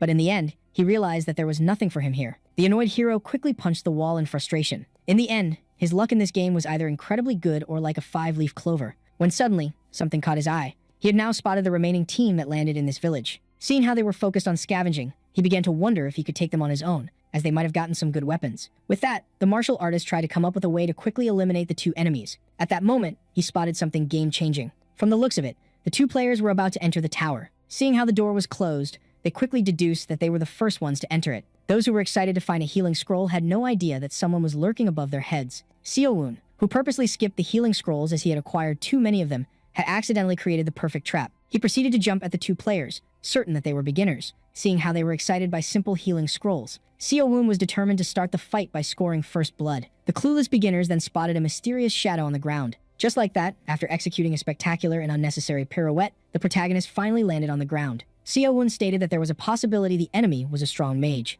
In that case, he would have a barrier up. And seeing how fragments of energy shattered everywhere, his assumption turned out to be right. The pair began to panic as an enemy dropped straight out of the sky. With that, our hero decided to end the battle with his next attack. At that moment, the mage tried to attack him with fire. One hit from the flames would have left our protagonist with critical damage, and thus, he immediately jumped out of harm's way. This led the flame spell to turn into friendly fire, leaving the warrior ablaze. The blonde one, in panic, did his best to extinguish the flames. The viewers quickly noticed that the hero was playing solo, seeing how no one was helping him with his attack. With that being said, the one with the giant axe immediately charged at him. Even so, the martial artist kept dodging every swing of the giant weapon with great ease. In anger, he swore to kill the protagonist. But as he dodged his last blow, the warrior hit something. This left the warrior quite horrified. In the end, the swing that our protagonist evaded ended up in the gut of the mage. And before the two of them could even react, Seo-woon attacked the mage from behind and crushed his skull. With that being said, his number of enemies was reduced from 2 to 1. In front of this, the warrior was left horrified. And thus, he dropped his armor on the ground. Now half naked, the one with the beard was left quite angered. Seeing this, the protagonist deduced that his opponent was faster without the armor and that it had been weighing his speed down. Without a word, he evaded the incoming axe. The martial artist decided to use one of his name attacks. This allowed him to land a powerful kick on the neck of his giant opponent. But the Viking-like warrior pointed out that his opponent in the air was forced to land at some point. With that, our hero was left horrified. The next thing he knew, he found himself getting slashed by a giant axe. In fact, the attack was so strong that it even sliced the whole tower. The firepower of the X square was no joke. With that, our hero decided to resort to his illusions. He pointed out to his giant opponent that strength alone wouldn't be enough. The warrior couldn't take it any longer and decided to strike the martial artist at once. Seo-woon evaded the incoming attack, before launching a counter that was blocked by his opponent. But little did the axe wielder know, the real martial artist was standing right behind him while he was busy battling a clone. With that being said, our protagonist decided to make his leave. This greatly shocked the man, as the one that he was just fighting was now at the doorway. Seo-woon then pointed out the cracking sounds from the tower that the man had sliced in half. With that, he decided to proceed with a little experiment. Our hero kicked the structure with all of his might. Seeing this, the warrior began to panic and started to wonder about the opponent that he was just fighting. But to his horror, it turned out that he was swinging his axe at nothing but a clone. Realizing that his demise was near, he began to beg for help. And just like that, Seo-woon began to walk away as the tower fell on his poor opponent. Seo-woon then realized that, technically, it was the tower that took out the other player and not him. He became full of curiosity, as since he wasn't recorded as the one who got the kill, his rewards were decreased. After that, the dust finally dissipated. The only thing left of the poor warrior was his hand. Seeing how there was no place for them to spawn, the chests appeared far from the death spots of the players, which saved us the trouble of digging them up. With that being said, now came the time to collect the rewards. The only thing valuable from the warrior was his gloves that gave a small strength boost. As for the mage, he possessed some new items that the protagonist didn't know existed. There was a bomb scroll, a cursed branch, a philosopher's stone, and even the 8th of a book that would only reveal its worth when all 8 pieces are collected. Now, with the cape of the mage that protected him from wind and rain, the protagonist decided to finally exit this war zone. As the map was slowly shrinking, Seo-woon saw that there must be some other players near his location. With that, he decided to make his way to the center of the map. Seo-woon started to move, as he had only found useless items in this village. He was now familiar with movement techniques which allowed him to travel far faster than during his last game. Our hero then entered a monster spawning area where countless sorts of beasts spawned. The system informed the player that there were normal monsters, powerful boss monsters with great loot, and buff monsters that gave buffs as rewards. Only then was he startled by a loud roar that he immediately recognized as the war cry of a monster. A giant pterodactyl was now fighting. A group of players found themselves facing flying and crawling reptiles. The mage asked the warrior to play as defensively as possible, while the latter urged him to watch his back. Seo-woon was intrigued by the combination of these two players. He didn't waste time and immediately aimed his bow. His goal was to terminate them at once. For that reason, he immediately fired his arrow. The monsters were powerful and fierce, yet the swordsman and the magician were able to hold their ground against them. The mage even threw a monster by using his icelands. Seeing how they would get many rewards after killing the numerous monsters, the source couldn't help but be pleased. Yet while the warrior was having the time of his life, the mage was left quite annoyed, as it took him a great deal of mana just to deal with a single monster. Only then did something reach the barrier. He quickly realized that they were now being ambushed. The magician stated to the group that they should retreat at once, as the enemy had arrived, but the warrior opposed it, as the monsters were on low health. This made the ugly one argue that their lives were in danger and that they should flee as fast as possible. Seeing how the group seemed to be arguing among themselves, Seo-woon had the idea of spreading chaos across the battlefield. And just like that, he shot his 3 arrows at once. The mage immediately noticed the incoming projectiles. The arrows were so powerful that they easily shattered his barrier. With that, the swordsman urged his partner to immediately put his shield back up. This made the mage argue once again that their priority should be to retreat at once. But the swordsman affirmed that there was too much reward at risk here and that they should just quickly farm it before leaving. Yet, to the shock of the warrior, his ally claimed that the barrier would be useless. And thus, he decided to use a new spell called Escrowed and Protect Wall. Just like that, giant stone plates started to rise from the ground. Not even the partner of the mage was able to understand this action. Our hero also questioned him putting up these walls, as it made things easier for him. With that being said, he immediately began to make his move. The mage tried to explain that this was the best way to protect themselves and save mana, but the warrior affirmed that they were now unable to locate the enemy. The ugly one tried to claim that they would be able to leave once the walls disappeared, but his partner, who had just killed a snake, couldn't care less and promised to leave him behind the next time he messed up. The consequences of the mage's mistake immediately showed themselves. Weapons that can curve the trajectory of arrows, such as bows, could easily bypass these walls. The warrior demanded the spell be cancelled, but the mage explained that it would only disappear after 5 minutes. With that being said, our hero pulled out something from his subspace. He quickly imbued the exploding scroll, which would detonate after 10 seconds, into one of his lightning arrows. Woon decided to quickly use it, and so, he raised himself and aimed the arrow. Just like that, the projectile was released. The arrow easily bypassed the wall, and landed right in front of the enemy duo as the clock reached 0. And just like that, the exploding scroll went off. Its firepower was so devastating that it easily tore through the thick walls of the mage. Woon, who didn't expect it to be this powerful, quickly decimated the little worm that was trying to bite him. With that being said, the already ugly mage was burned to a crisp. Yet from the rubble, one hand emerged. The warrior couldn't help but blame the mage. Because of his foolishness, he had almost lost his life. But only then did he realize something horrifying. Now stuck under the rubble, the warrior found himself in front of a ball aimed at him. Woon explained that he easily won due to the incompetence of the mage. In the end, the warrior pointed out how he still had much to learn and how picking the right partner was, in fact, a skill. And just like that, he peacefully accepted his unavoidable fate. Seeing how the box immediately appeared, it made our hero realize that the mage had lost his life first in the explosion. Inside the chest of the swordsman, he found a swordsmanship book, a movement book, and even a manuscript for footwork. But in the end, since he was a martial artist, these swordsman skills were useless to him. Yet the hero didn't come out empty-handed from the battle, as the warrior did possess the ring of Toka that increases magic resistance. Shortly after, he spotted another chest appearing nearby. This one belonged to the mage.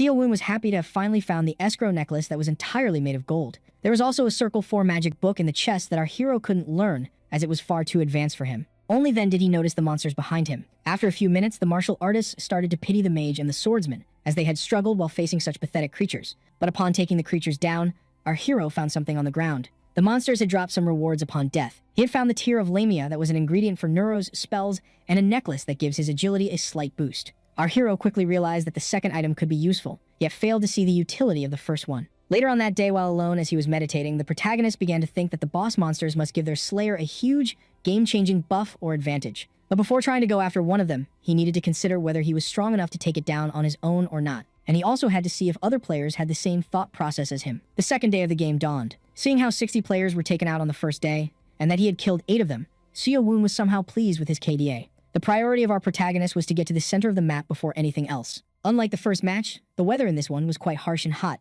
This made our hero think that it would have been better to travel at sunset. Only then did he notice a shadow hovering above his head. The experience of the players screamed to him that this bird was carrying supply items, and as soon as the chest was dropped, he rushed to check it out. This chest was huge and different from the others. This treasure chest would grant its opener great items in exchange for his location to be revealed to everyone every half an hour for most of the day. Now our hero was confronted with a critical choice. Then again, since there was no elimination risk in this game, the player assumed that he could safely take the risk. And just like that, Woon opened the great treasure chest and was amazed by what he had found in it. Our video ends here. If you liked it, leave your like. See you next time. Bye-bye.